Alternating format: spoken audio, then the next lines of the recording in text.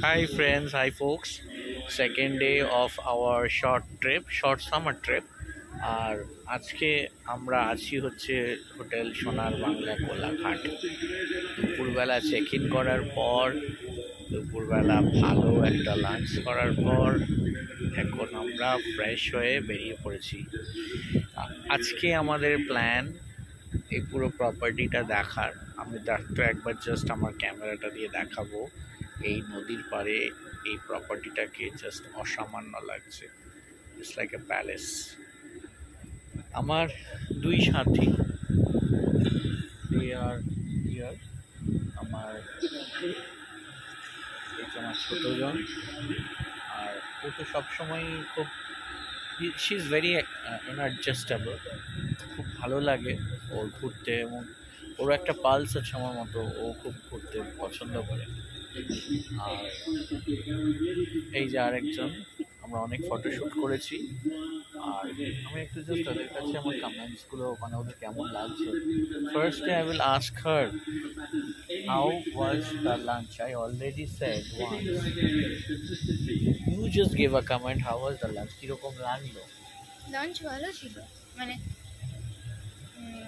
যে ডিশগুলো অর্ডার করেছিলাম সেগুলো তুমি চলে যাচ্ছ? প্রিপারেশন ভালো ছিল, লাইক কুকিং স্কিলটা ভালো আছে, টেস্টটা ভালো ছিল, তাই তো? হ্যাঁ, টেস্টটা ভালো ছিল, টেস্টটা খুবই ভালো ছিল। প্রপার্টি ছিল। আচ্ছা, আমরা তারপরে আমরা একটা আইসক্রিমও খেলাম, যেটা দুপুরে বলেছিলাম যে আমরা ভেজ পোলাও, চিকেন ভর্তা, চিংড়ি মাছের মালাইকারি ওয়াজ অসাম, মাউথ ওয়াটারিং।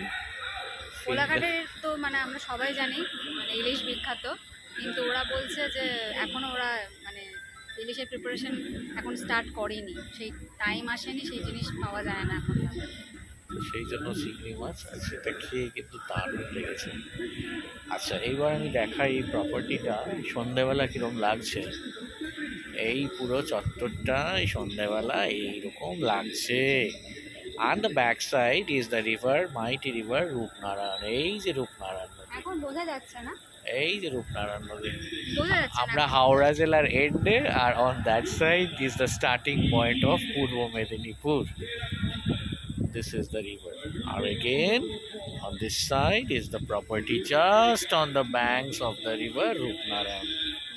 ওখানে ওইদিকে মনে হয় কোনো প্রোগ্রাম আছে, কারোর কোনো মানে ওইখানটা মাইকের আওয়াজ পাচ্ছেন, ওখানে মনে হয় কোনো পার্টি আছে যারা কোনো বুকিং করেছে। তো সেখানে কিছু মানে হচ্ছে বাফে লাগানো হয়েছে, বিগ স্ক্রিন, জয়েন্ট স্ক্রিন আছে, ওখানে আইপিএল দেখানো হচ্ছে। আর ওই দিকটা আর একটু এগিয়ে গেলে ওই দিকটা আছে হচ্ছে, ওই যে দেখতে পাচ্ছেন আমার ফিঙ্গারকে ইন্ডিকেট করছি, ওখানটা হচ্ছে সুইমিং পুল। সুইমিং পুলের টাইম সকাল 8টা থেকে রাত্রি 8টা। আমরা কাল সকালবেলাটায় সুইমিং করব।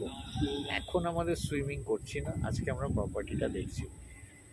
আমরা এখন আর যেগুলো আছে বলে দিই। এখানে স্পা আছে, এখানে cycling facility within the property আছে, এখানে আছে একটা গেমিং জোন। সেই গেমিং জোনে আমরা দেখলাম ইনডোর গেমসের খেলার ব্যবস্থা আছে। Of course all are on a paid basis. আর ওখানে বোধহয় হচ্ছে আমরা দেখলাম একটা চিলড্রেন্স পার্ক, রাইট? একটা চিলড্রেন্স পার্কের মতো আছে। তো এইগুলো আমাদের চোখে পড়েছে। সুইমিং কস্টিউমের ব্যাপারে একটা কথা বলে দিই, যেটা হচ্ছে এখানে যেটা শুনলাম সেটা হচ্ছে ইউ হ্যাভ টু পারচেজ। এখানে ইউ হ্যাভ টু পারচেজ, মানে এখানে আপনার সুইমিং কস্টিউম থাকলে ওরা বাইরের কস্টিউম বোধহয় অ্যালাউ করে না। So you have to purchase, so prepare accordingly. Head গিয়ারের কথা জিজ্ঞেস করলাম, যাদের সুইমিং হেড গিয়ার ছাড়া করতে অসুবিধা হয়, হেড গিয়ারেরও বন্দোবস্ত এখানে আছে, পাওয়া যায়। এখানে কয়েকজনকে দেখলাম যারা অলরেডি হেড গিয়ার পরে আছেন, আর অনেকে হেড গিয়ার ছাড়া করতে হয়তো অসুবিধা হতে পারে।